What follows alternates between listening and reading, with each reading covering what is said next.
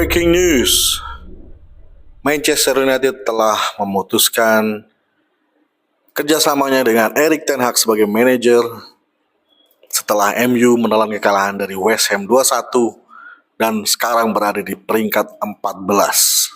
Lantas siapa penggantinya? Dan apakah ada garansi hal ini tidak akan terulang lagi? Mari kita simak bareng-bareng.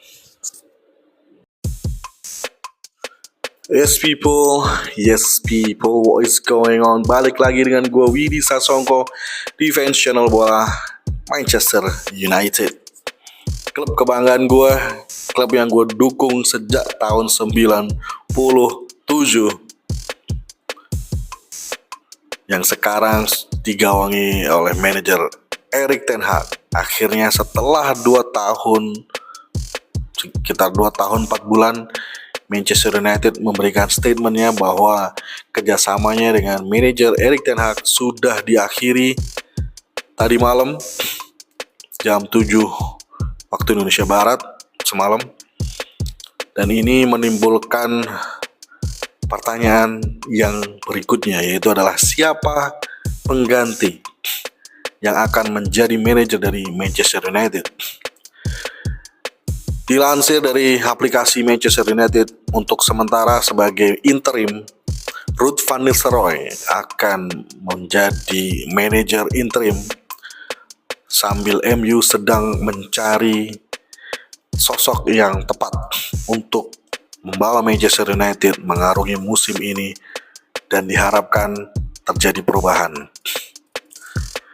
Jika dilihat dari Erik ten Hag selama menjadi manajer di Manchester United 2 tahun atau 2 musim terakhir, memang terjadi pro dan kontra dan menjadi topik yang memecah belah sesama fans dari Manchester United.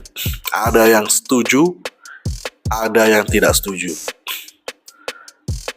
Kenyataannya Erik ten Hag berkali-kali memecahkan rekor buruk bagi Manchester United, ya, terutama ketika melawan tim-tim kecil seperti Bournemouth, Brentford. Itu mereka harusnya nggak pernah bikin gol di Old Trafford, tapi hal itu, rekor-rekor tersebut akhirnya terpecahkan di under Erik ten Hag dalam hal yang negatif. Walaupun Erik ten Hag setiap musimnya mempersembahkan trofi. Di musim pertama ada Carabao Cup, di musim kedua pialanya lebih tinggi lagi, yaitu FA Cup. Dan permasalahan dari Erik ten Hag ini adalah dia adalah pelatih yang memiliki style of play. Apabila kita melihat perjalanan karirnya selama menangani Ajax Amsterdam dengan possession based football, build up play, dan juga pressing tingkat tinggi. Banyak dari kalangan Manchester United fans yang setuju dengan Erik ten Hag adalah mereka menganggap pemain-pemain yang diwarisi oleh Erik ten Hag di era Ole Gunnar Solskjaer adalah pemain-pemain yang cocok untuk reaction football atau counter attack. Di situ ada Bruno Fernandes, kemudian ada pelari-pelari cepat macam Alejandro Garnacho, Marcus Rashford, Amad Diallo, dan juga beberapa pemain yang memiliki kapabilitas untuk memberikan efek kejut melalui counter attack seperti Scott McTominay yang baru-baru ini dijual.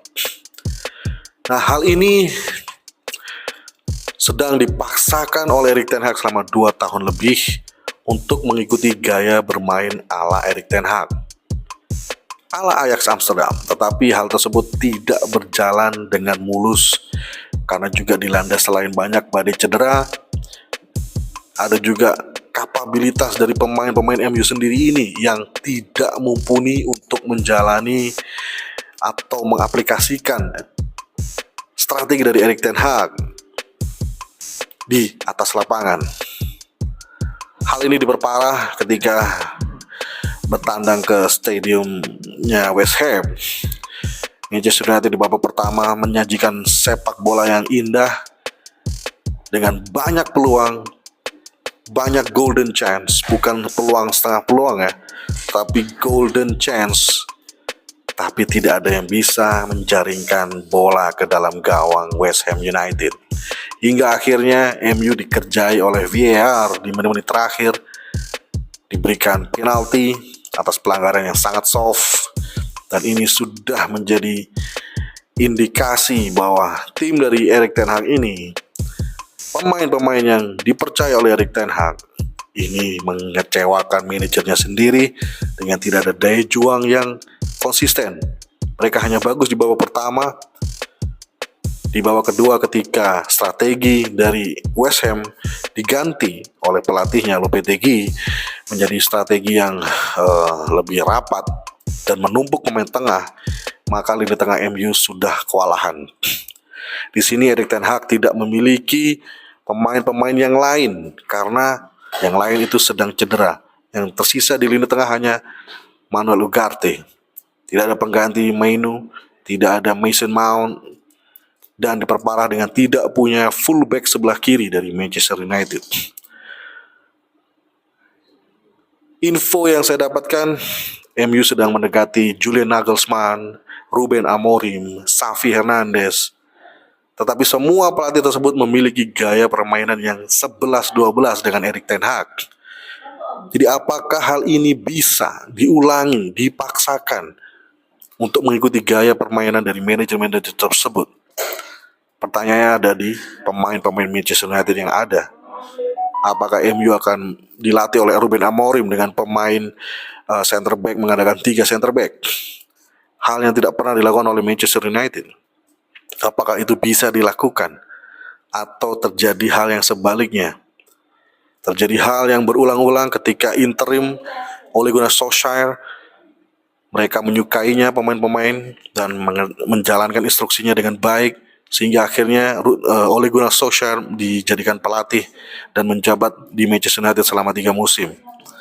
Apakah ini akan terjadi kepada Ruud van Nistelrooy sebagai interim? Maka pemain-pemain ini akan sangat menyukainya dan menjadikannya sebagai alasan tidak perlu mencari manajer baru, cukup Ruud van Nistelrooy. Tetapi nanti siklus 3 tahunan ini akan berulang. Kita lihat di musim ketiga Ole Gunnar Solskjaer, pemain-pemain sudah mulai tidak mau melakukan hal-hal yang diinginkan oleh sang pelatih. Jadi ini adalah power play dari Manchester United yang sangat mengganggu dari musim ke musim. Bahkan sudah dijelaskan oleh Ralf Rangnick dan juga Jose Mourinho, ada beberapa pemain yang masih bertahan dan harus dijual karena mereka dikategorikan toksik. Menarik, kita lihat berita berikutnya dari Manchester United, siapa yang akan menjadi nahkoda. Yang jelas dia butuh sesuatu yang harusnya dimiliki oleh pelatih-pelatih Manchester United, yaitu waktu dan uang. Waktu dan uang untuk menjadikan semuanya sesuai dengan keinginan manajer. Jika Ineos berani memecat Erik ten Hag dan sudah dilakukan, maka Ineos juga harus bersiap mengeluarkan dana lebih besar lagi untuk merombak tim dan menjual pemain-pemain yang bergaji besar, tetapi kontribusinya atau gaya bermainnya tidak sesuai dengan pelatih yang sekarang. Apakah Ruben Amorim adalah the next manager atau dia hanyalah the next Erik ten Hag 2.0? Menarik untuk kita nantikan apa yang akan dilakukan oleh manajer baru dengan sekumpulan pemain-pemain Manchester United yang jelas tidak profesional. Gue Widhi Sasongko undur diri. Terima kasih sudah nonton. Ketemu di video berikutnya. Salam sepak bola.